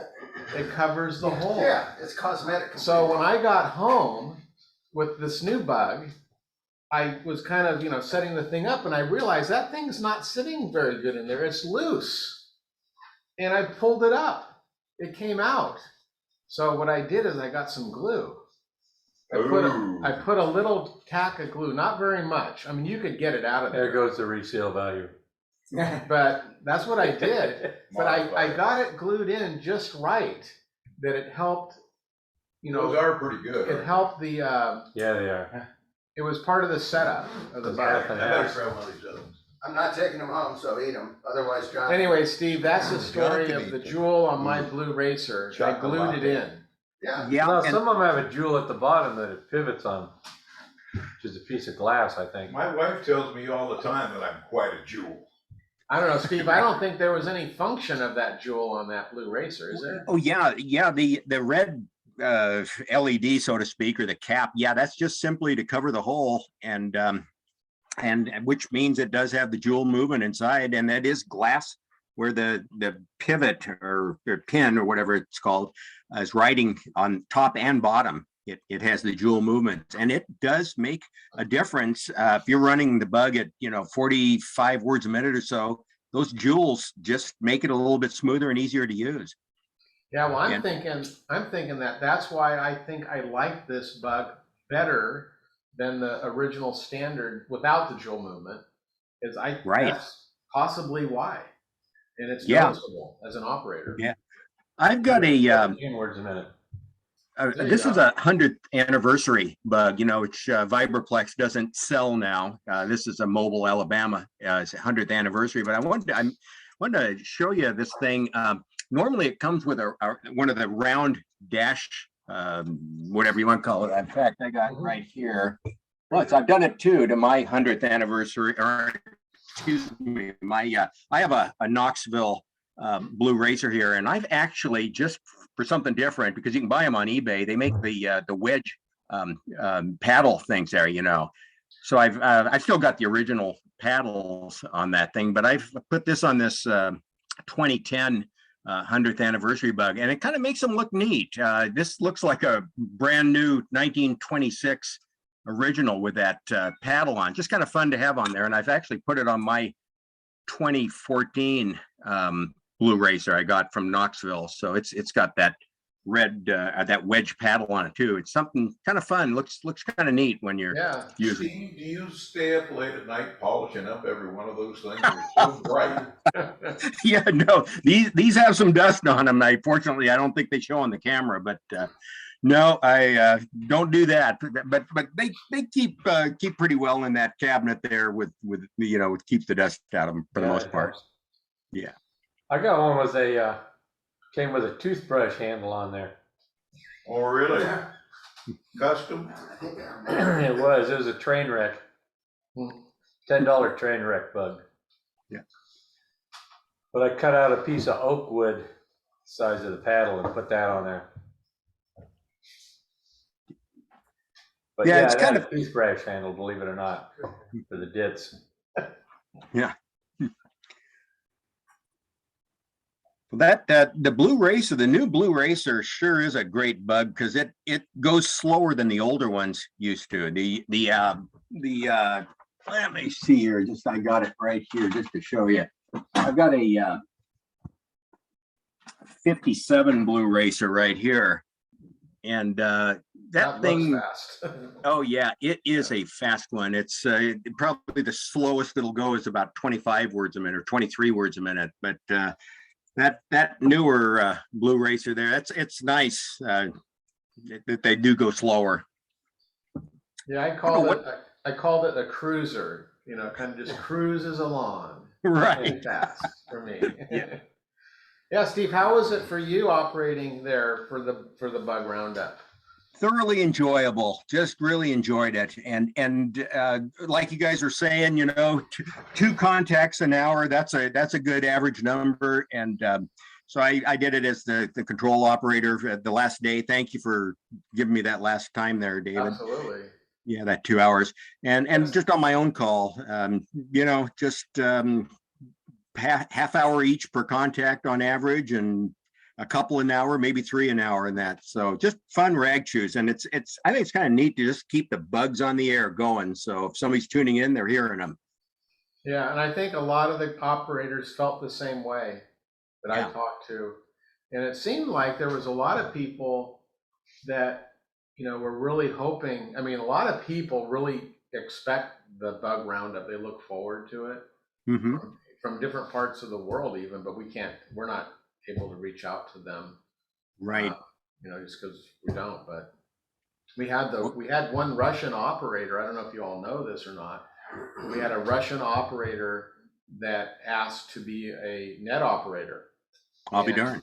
Yeah, and so Bob had been communicating with him, and I'll see if I can find his call here. But anyways, Bob asked, he says, "Are you a member?" And we didn't have him in our member log. Hmm. But he said he was a member, and then he wrote back in Russian. And so I That's went easy to follow. I went to the translator in Google, and it was something to the effect that he's looking forward to being involved or something like that. But I wrote back to Bob and I said that I can't find him in the membership log, so I suggested that we didn't have him operate as a net operator, and then I never heard back from him again. Hmm. So that's how that happened. Because we both double checked, and I never knew we had any members. Maybe he misunderstood that he just I think signed up. That's part of. versus I think a paid member. I think his intent was just to register. Yeah. That's exactly right. Yeah. Yeah, here he is. UA3DND. UA3DND Boris. Ah. Mhm. Yeah. So chances are he was his intent, and that makes sense based on the Russian response that we got. Yeltsin. Right. Fortunately, the ban conditions were a lot better this time than last November. They were pretty bad in November compared to this time. Yeah. Peak's on its way up. Yep, that's right. Yeah, it is. Cycle 25.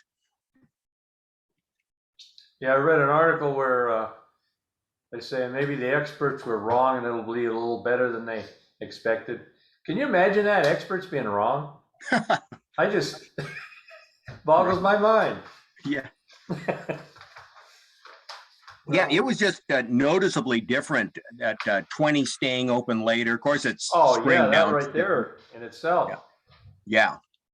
Well, it should be fun with field day Yeah. with David's Yeah. antenna. Right.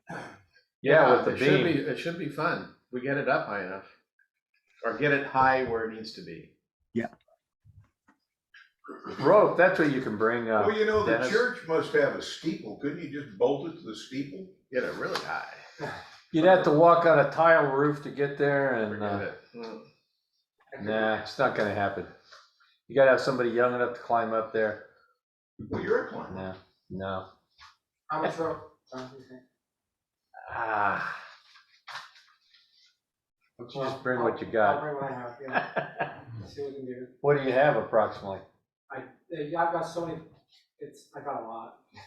And pieces are okay, Yeah, they're gonna be pieces. Pieces are good because you're gonna have to tie down his hex beam in at least one spot with one Well, or two spots. I have guy wires, or Oh, not yeah, guy wires, wires, guy rope, Dacron, whatever it is. Yeah, the rope, yeah. The rope, but it's not rope. It's Real like, string, yeah, a whole bunch of different names. for that it's stuff. high strength, but it's not thick. Okay. Small diameter. Well, I can bring stuff. in Yeah. case we need it. Just bring some stuff, and you'll be like our resource if we're missing something. If not, John could bring some true tape. I actually have some true tape. That's pretty good Do you stuff. guys know what true tape is? It goes through the You're- mule tape. True Or tape mule is not tape, so yeah, good. mule tape. True Mule tape tape. is the weak stuff. Mule Yeah. tape. Yeah, Mule mule tape. tape. You can tow a car with that stuff. You can. It's amazing. It's Teflon coated. And it's flat, and it's has numbers on it. So The utilities make you pull that in an Right. empty conduit, so they don't have to fish your wire through there. Mm-hmm. so they And it's numbered every foot. so that they know exactly how much wire to bring. And they bring a whole spool anyway. But that's another story. That it's easy to write specs if you don't have to do it. If you don't have to pay for it. Exactly. Mule tape, that's right. Yeah. David, True tape how, stairs, we don't need to. How heavy is that Uh, hex beam, that do you table's think? covered. How heavy is Say, it? say again, Steve? Yeah, how heavy do you think the hex beam is? Weight wise? I'm guessing the weight of the hex beam is 30, 15? 35 pounds. You think it's that much? That much, really? Maybe. I was thinking 15 or 20. I was thinking that too. Well, But I've never worked with you one. have the mast section and you have the plate. So you got that steel there. Oh, so that's not just the antenna, that's the support. I'm talking about just, you can lift the thing up, it's easy. So maybe it's 25 pounds, 20 What do you pounds. use for a rotor? Well, I was gonna say, we really don't need a rotor, but I have the 450A rotor, the Yaesu 450A rotor, which I originally had as part of my kit. I sold it to a guy that wanted to do some satellite business. And then I saw a guy on QTH with an advertisement about a year ago, and he was selling the rotor, basically all the accessories that I had before and control cable. And I forget what I paid for it, but it was at a discount. So I snagged it. And I just literally opened up the box this weekend. I thought, where is that rotor, Because not so much that we need the rotor as much as I know how to put the assemblage together with the rotor. Because there's a mast piece that connects to the base of the hex beam that's about this long that I kept. I didn't sell that. And so I stick the hex beam inside that, and then I take that and I put that in the rotor, and then I run the mast up the bottom of the rotor. And so that's why you have the rotor, not to even use it as a rotor, but we could use it, we can set it up. I have the It controller. becomes part of your mast assembly. It is, it's part of the one that's on the QRZ page. That's the only way I ever did it. The way to do it though, is you put the rotor on the bottom and you have the mast go up with a thrust bearing, and then you have your antenna right connected to the mast. That's how a lot of the guys set them up from the ground up. So you can service your rotor or do whatever you want. The rotor's right here on the That's a tall. Well, you're only Mast, maybe not 20. You're mast. only doing like a 20-foot. You're not going up that high with them.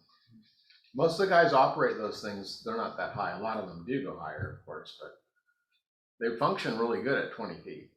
When I was in Ukiah, I put up a Rome 25 tower alongside the house, Mm-hmm. and it was a 45-foot, 4 sections of 10 foot and a 5 And it gets smaller diameter as you go. Well, it's all Rome 25. It's all the Oh. same, yeah. But I can't imagine running a piece of pipe up the middle to keep the rotor on the bottom. That's a long shaft. Yeah, That's what it'd be called. The torque Drive shaft, yeah. Torque shaft, yeah. I think a lot of the guys that do it that way, they're not going that high. 45 foot's not a real tall tower. Well, not even, most of these guys go on the roof and they'll just use like a Glen Martin tower with the rotor on the bottom and maybe 10 feet of mast. That's not good. And that's what they do, but they're up in the air. The one I thought would be cool to have is those tilt over towers. Yeah, Oh, yeah. Those are way cool. yeah, but you need to have. But you the disconnect the property. rotor at the bottom, there's part of the shaft out. Yeah, They were pretty cool. yeah. No, those are cool. How about a pneumatic tower?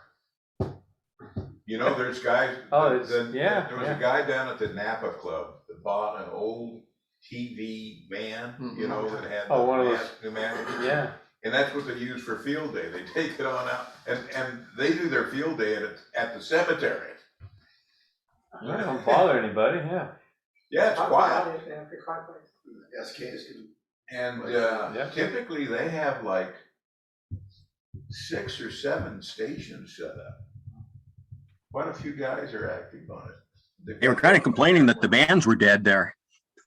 Ah. There's always a comic.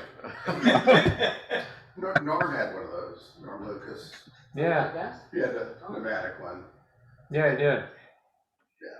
And then, of course, the seals start leaking. Oh, yeah. It's coming back down and Safety stuff. Yeah, it's an old TV stuff. Yep. Is that what it was? Most of them are. Well, who Yeah, I am I guess gonna so. have one? Pardon me? Who else would have one? Yeah, they Yeah. have those microwave links, Yeah. Yeah. Now, which I don't think they use now. or cell You phone. know, you know what they use? They Cell use phones? 2 cell phone connections. So they have enough bandwidth to get the video. Ah, It's all cell phone. yeah, that would make sense to use two, yeah. I'll tell you, that hex beam is an ideal situation in today's antenna world, you know, that if you put it on a 30-foot push-up mast, if you can get it up there somehow, it's a very efficient antenna for lightweight and cheap. Yeah. And River Yeah, City just bought one for field day. Yeah. Okay, well, we'll see if we can make contact with them, with ours. You do that on a No, there's actually one guy that tin does. can and a string. Yep. We've got some weird antennas for this year. We have a 2-element W8 JK 20-meter beam, which is made out of twin leaf.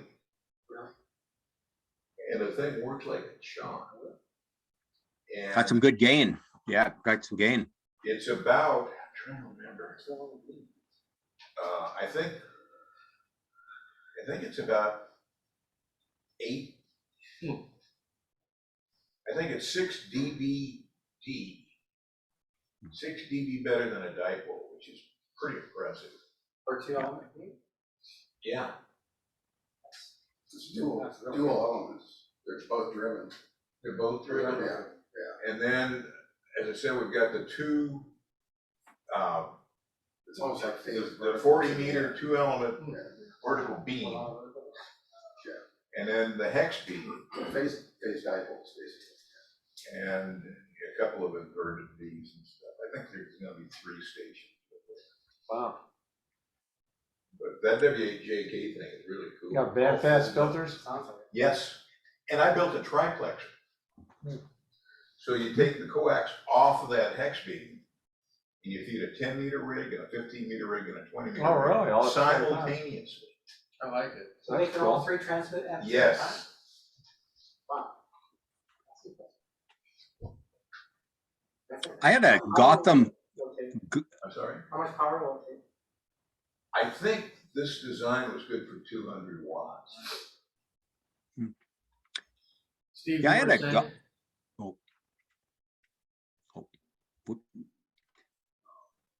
Oh, I was just going to mention, I had a Gotham quad back in 69 and 70, 68, 69, some part of 70, which had aluminum spreaders. It sold it for $25, I think it was, shipped to you, right, plus freight from Florida. But that was a full-size monoband quad, used aluminum wire on it with, I guess, fiberglass insulators on the aluminum spreaders. But I had it on a 30-foot push-up mast, and boy, did I work a ton of DX with that thing. And it was a lot of fun. And I used a TV rotor, and really, really great antenna. There was a big windstorm there in late '69 in Southern Oregon, Medford, and numerous guys lost their towers and stuff like that, including me. That thing blew over and blew into actually a house entrance power line going to the next door neighbor. So fortunately, I was able to put gloves on, get that thing off of there, and I sold it to a friend, and he put it up over at his house, and he ran it for, I think, 30 years. Vic Seeberger, W7BSE, bought it, and boy, it was up there for a long time. It was up there till 2010 or something like that, I think. They're great if they stay in the air. Yeah, and Their it, quads are amazing, because it's interesting yep. how they fell out of favor. it is. The 60s, everybody was talking about them. They're a The late mechanical 60s, marvel everybody- is what they are. Well, you can't do them in the Midwest because of ice load. That's the big thing. You get ice on it, then you have the weight and you got the wind load. So That's you know right, yeah. Why they developed the cubicle quad. Why is that? There was an FM, there was a broadcast radio station down in South America. I want to say it was Peru or Brazil or something. They're Ecuador. way up in the Andes. Yeah, HCJB. Yeah, so just to say that. And what Ketone would happen, Ecuador. and they were running big power, I don't know, 10 kW, 50 kW, huge amount of power. And in that high elevation, they get so much corona discharge that the tips of the Yagi would melt off. Yeah. And so they came up with this idea, well, why not see if we can build a parasitic antenna using full wave loops, and that's where they came up with a quad. Really? Yeah. That's interesting. Makes perfect I So think if it's it- bullshit, but it sounds good. sense. That is good bullshit. Should have saved that for April Fool's, dude. You had a winner, you had us going. Unfortunately, I believed it. unfortunately, it's a true story. But you know, if you're ever gonna go operate in the Andes, make sure you take your quad with you, especially if you're gonna run 50 kW. Yeah. Do you know why they had to quit making Volkswagen Bugs? Tell me. Well, they started out in the 50s, the taillight was like this big. Yeah. You know, they kept getting bigger and bigger and bigger. Pretty soon they wouldn't fit on the fenders, so they had to quit making them. Sounds like a bogus story. I think that one is. We're warming up for next April. You don't believe my story about the quad, huh? Oh, it's true. I It read is that true. too. Yeah. What was in your? But coffee? HCJB, I need some of that. the station that built that, HCJB, they're off the air on shortwave now, but they also, about 20 years ago, built I don't know what kind of antenna it is. I saw a picture of it though, and it's the weirdest looking, looked like sort of like a spaceship shaped thing that rotated around, and it was for the shortwave bands. And Oh, no, good, thank you. it was neat looking. I got to find that a picture of that thing, but it was some guy that I was talking to worked on that. He was giving a speech on it, just showed the picture, and he was an engineer, radio engineer, and he showed some pictures of HCJB, and boy, that antenna is a neatest looking thing for See, shortwave band. Steve is, you know, I lied and Steve just swore to it. So Yeah. he is my man. Heck of a team, heck of a team. Yeah. And you know what the call letters stand for HCJB? No. You should. You're that vintage. Well, I can go. Well, I You can don't need to Google it. You should remember But it. that's It was probably religious. Heralding Christ Jesus blessings. Look it up. that sounds right. Yeah. Yeah, look it up. Okay. Those were some shoveling shitter. Great trivia. Oh, you guys are all bad. Yeah. And those are your good points. Well, you hit the 70s. Well, the only other thing, You're downhill. the only other thing I have tonight is about the Titanic. It's in Oh, yeah. last month's CQ. Anybody read it? I didn't know CQ was still alive. Oh yeah, Really? yeah. I do it online. It's cheaper. You can get an online version or the printed or both. They actually print it still? Oh, yeah. Is Again, I haven't seen an issue Like- of CQ Like 8 magazine. pages long or? No, what? it's well, No, it's it's not as big quite. as ever. It's probably 3/4 of this QST. Actually, there's at least as many articles as They QST. got all the advertisers. They're still going. Has anybody ever subscribed to any of those Radio Society Great Britain pubs over the years? I've got quite a few of them. I haven't subscribed, but I've got those Radcom magazines. I I got understand they do a pretty good job. excellent. And you know what else? The British, the RSGB books are fantastic. I've got almost every one they print, including their handbooks through the years. And I love the way they describe technical articles and everything. And I just, in fact, about a week ago, ordered 5 more of them from DX Engineering. They've got the whole collection for sale, new magazine, but their equipment review compilations. I had their older one. They've got a newer one out, and their operating manual. Their technical books are great. I love RSGB books, and Radcom magazine is also excellent. I have one from the 60s. Mhm. Talks about valves instead of tubes. Right. Yeah. AmericanRadioHistory.com great website if you haven't been there before, or worldradiohistory.com. It's either one will get you there. They have the whole collection of RSGB magazines. I don't know, going back up to, I think up to about 10 or 15 years ago or something, but they started printing that magazine, And 100 years ago. Yeah, it's neat. Yeah, it's I love RSGB. I'm gonna have to check them out. Well, the highlights on this Titanic thing is that apparently Marconi had the exclusive patent for wireless for wireless telegraph. And part of the problem with not getting out their distress signal was they hadn't really agreed on a distress signal. They had CQD. The D was for distress. And then the Germans came up with SOS, but it was not internationally accepted. And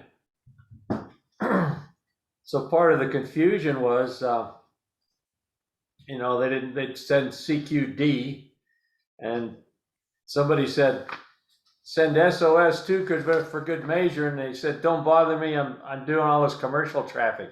So they had all these messages for all these people of telling them when they're going to play golf and all this stuff. Apparently there's quite a few high rollers on that ship. And I guess really they didn't think it was going to sink anyway, so they didn't. I bet they missed their tea time. Yeah, they did. And A lot of other stuff. a lot of, yeah, probably all of them. Even if some of them survived, yeah, they missed their tea time. And another ship was warning them of the icebergs, of the ice all the ice on the sea there. But the guy couldn't be bothered because he had too much commercial traffic to pass. So I guess it was pandemonium. He probably never got to the lifeboat. Probably not. He went down sending the distress call, they say. What a tragic event that was. It was. So what did they send? Excuse me. Instead of sending SOS, what were they sending? CQD. CQD. Any station distress? Or does it? Yeah. Well, CQ, they say at least was, what did they say here? CQ stood for, For the general call. yeah, it's like it is now. CQ. I don't know, I didn't write it. But it sounds reasonable, CQ, and then add a D to it for distress. But then later everybody adopted the SOS, and now they use digital, but who knows, in a pinch they might go back to the basics. So the Germans came up with SOS? Yeah, according to National And what- Geographic here. And what does that mean? Is there an SOS?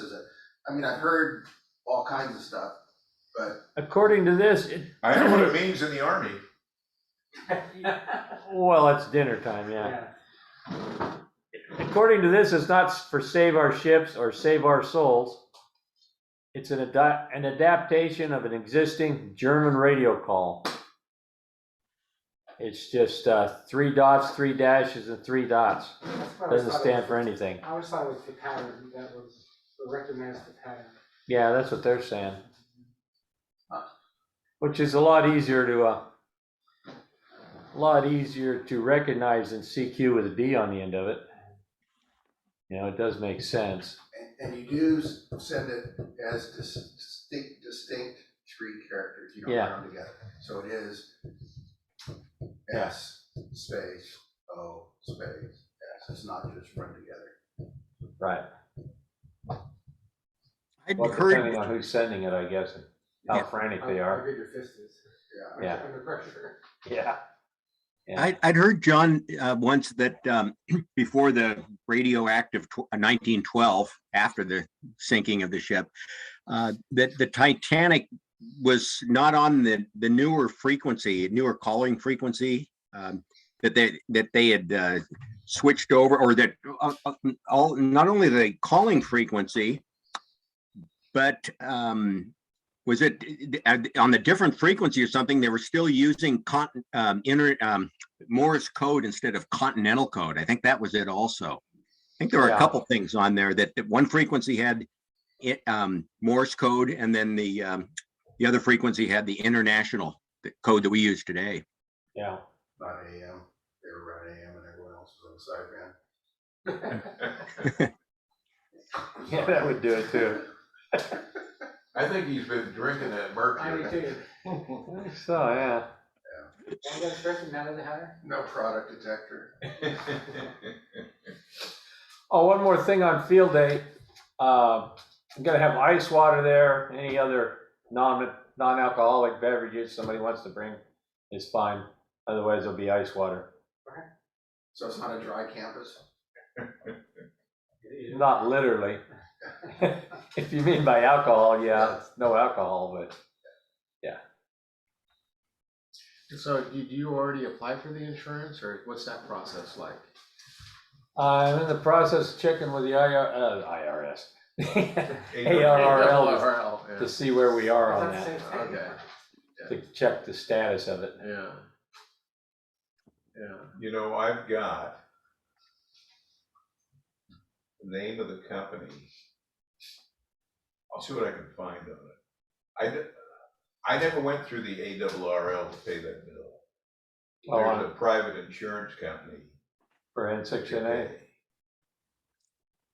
Yeah, I'm sure it is I'll insurance. see if I can find some information on that for you.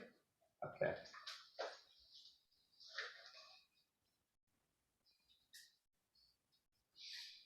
Yeah. So you guys gonna be running? Anybody has anything else? So you're gonna be running the bugs on field day, huh, John? Yeah, it's not gonna be bugs only. It'll be bug or straight key, or I'm the only one who usually brings a straight key. You get a few more of them that you don't get when things get real slow. You know, Right. Try transmitting slower, and there's some people that pick you up that, you know, That's right. that That's right. everybody's Yeah. been speeding by every day. Some of those contests these days, I can't believe it. That WPX contest was on last weekend, and I think the average speed is like 30 words a minute, it seems like at times. All right. Yeah. It's crazy. Well, the day, what was it, 2021, I guess? That you could do field day from home also and count it with whatever club you were with. And Mhm. in the last few hours of it, I was using my own call, but also I was going, probably 18 words a minute or so on a straight key, and picked up a lot of them that way when almost nothing else was going on that Sunday morning. Right. Yeah. Because there had to be some people that were kind of left out of it, and all of a sudden, oh, here's somebody I can copy, it's not just a blur. So that works too. I always have my bug and a straight key on a piece of wood, so I just take them both. So the straight key is always there if I need to use it. Right. Good idea. And, Good idea. I never have used the keyer. Hmm. I tried it once, but didn't inhale. I confess to using a gear. I bring my own paddle. You'll never confess to using a microphone, though. Well, that's true. Never passed the voice test. So Right. I'm a no voice extra. What can I say? I try out sideband a couple times a year, make sure it works. And I do use FM. Yeah. So if that's it, I guess we'll call the meeting adjourned. Yeah. Okay. All right, well done. Okay. Thank you. I'll say my 73s to everybody. Thanks, Steve. Okay. And the others that are already gone. Art and Andrew. Yeah. So Good luck on the field day, and we'll see you guys Tuesday. Tuesday night net. You got it. Yeah, right. Okay. All right. See you later. Take care, Steve. All right, Bye-bye. 73. Thanks. So 8 o'clock on the 25th.